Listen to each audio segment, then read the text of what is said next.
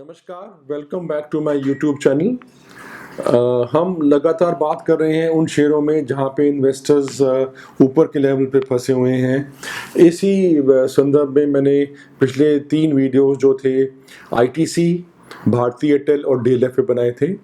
आज हम बात करेंगे लार्सन एंड टूब्रो की। अब लार्सन एंड टूब्रो किसी टाइम में बहुत दिग्गज काउंटर था, बहुत अच्छे इसमें निवेश होता था, बहुत अच्छा कैपिटल क्रिएट होता था, पर किसी वजह से लास्ट कुछ सालों से अंडर परफॉर्म कर रहा है।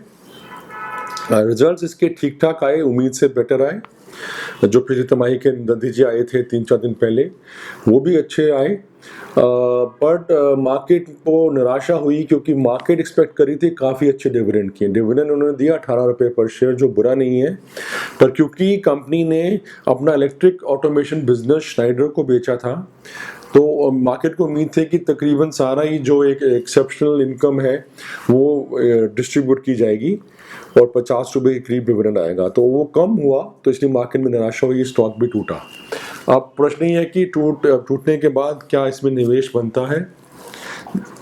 मेरे मुताबिक हालांकि कंपनी के सब कुछ ठीक है, फंडामेंटली कंपनी काफ़ी अच्छी है, अपने सेक्टर की एक दिग्गज कंपनी है, अभी भी इसकी परफॉर्मेंस रेशियोज काफ़ी अच्छे हैं, और आगे चलकर मैं समझता हूँ कि अगर इस सेक्टर में जब भी तेज़ी आएगी तो एल&टी ज़रूर चलेगा।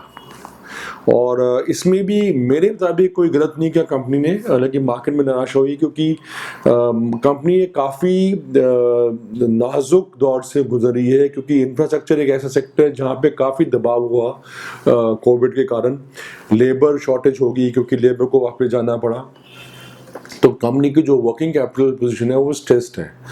तो इसलिए पूरा जो एक्स्ट्राऑर्डिनरी इनकम आई उसको डिस्ट्रीब्यूट करना शेयर होल्डर्स को भी मेरे मुताबिक कोई सेंसिबल बात नहीं थी। तो कंपनी ने अच्छा किया कि कुछ डिविडेंड दिया और बाकी रिटेन कर लिया अपने वर्किंग कैपिटल को सुधारने के लिए। तो वो गलत डिसीजन नहीं है, हालांकि मार्केट को पसंद नहीं आया।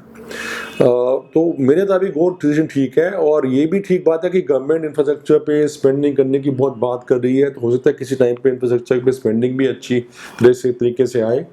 जो इनकी लेबर शॉर्टेज थी वो भी कंपनी कह रही है कि तकरीबन जाके अब प्री कोविड लेवल्स पे पहुंच गया है।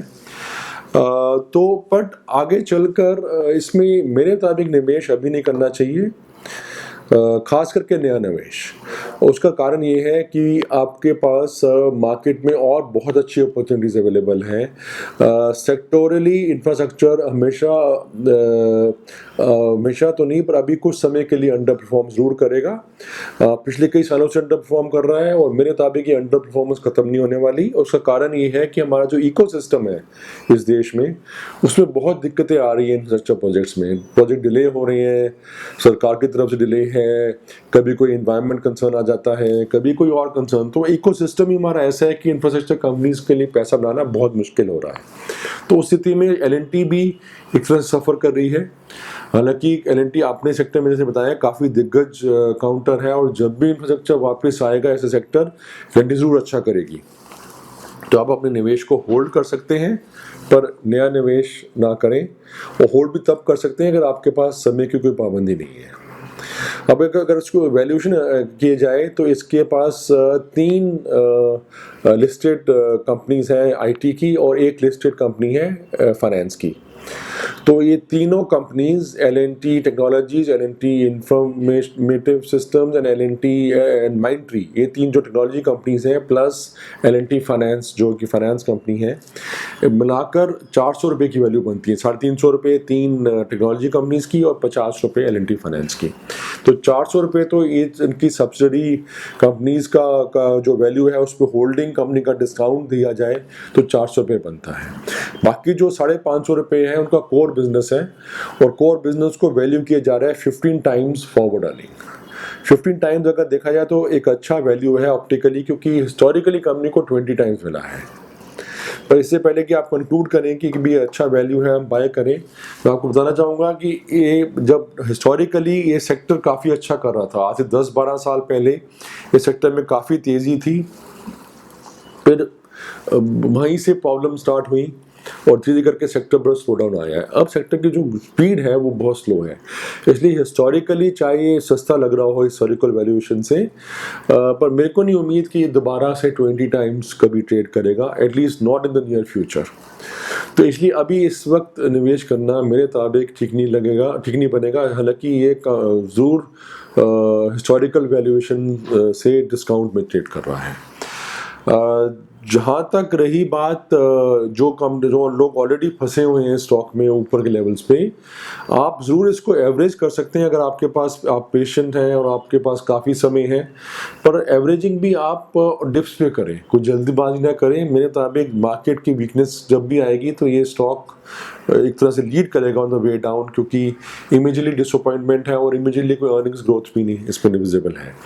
नीचे के स्तरों पर आप धीरे धीरे करके इसको और एक्यूमुलेट कर सकते हैं अगर आपके पास काफ़ी लंबा समय है होल्ड करने का।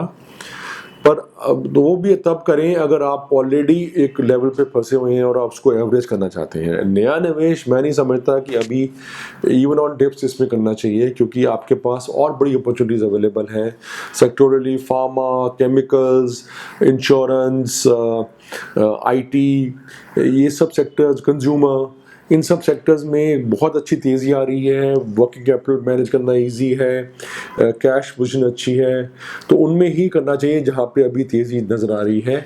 इसमें तेज़ी कब आएगी, कैसे आएगी, अभी कुछ जानना मुश्किल नहीं है। तो अब तो तभी कर सकते हैं आप निवेश के, अगर आपके ऑलरेडी एक स्तरों पे फंसे हुए हैं तो ज़रूर एक एवरेजिंग करना सही रहेगा। पर एवरेजिंग भी जैसे मैंने बताया धीरे धीरे करके करें, टिप्स पे करें। और अभी भी स्तर जो है एल&टी के कोई बहुत सस्ते नहीं है, हालांकि लग रहा है सस्ता, पर जैसे मैंने बताया कि जिस तरह से ग्रोथ आ रही है कंपनी में और जिस तरह से आगे ग्रोथ की अनुमान है, अभी भी ये स्टॉक इतना सस्ता नहीं है। तो फ्रेश बाइंग अवॉइड करें। अगर आपने एवरेजिंग करनी है तो वो भी डिप्स में करें। मेरे मुताबिक एक और इसका नेगेटिव है कि कोई ऐसे लार्ज प्रमोटर या एमएनसी इसको होल्ड नहीं कर रहा, तो वो भी एक तरह से नेगेटिव है, क्योंकि कोई इस पे फोकस नहीं आ रहा, ना ही इतना कोई पुश आ रहा है टॉप मैनेजमेंट की तरफ से, तो वो भी एक तरह से एक नेगेटिव है कंपनी का। और जो दूसरा मैंने बताया कि क्योंकि सेक्टरल ही एक नेगेटिव है, सेक्टर में ही तेज़ी नहीं आ रही, तो कंपनी भी ज़्यादा अच्छा नहीं कर पा रही। तो इसलिए अवॉइड, और एवरेज अगर करना है तो एवरेज भी डिप्स पे करें, और अगर निवेश करना है तो इससे बेटर बहुत अच्छी अपॉर्चुनिटीज़ है मार्केट में। तो इतना ही। मेरा यूट्यूब चैनल देखने के लिए शुक्रिया। अगर आपको अच्छा लगा तो ज़रूर लाइक और शेयर करिए। मेरे को आप टेलीग्राम और ट्विटर पे भी फॉलो कर सकते हैं। Thank you very much. नमस्कार।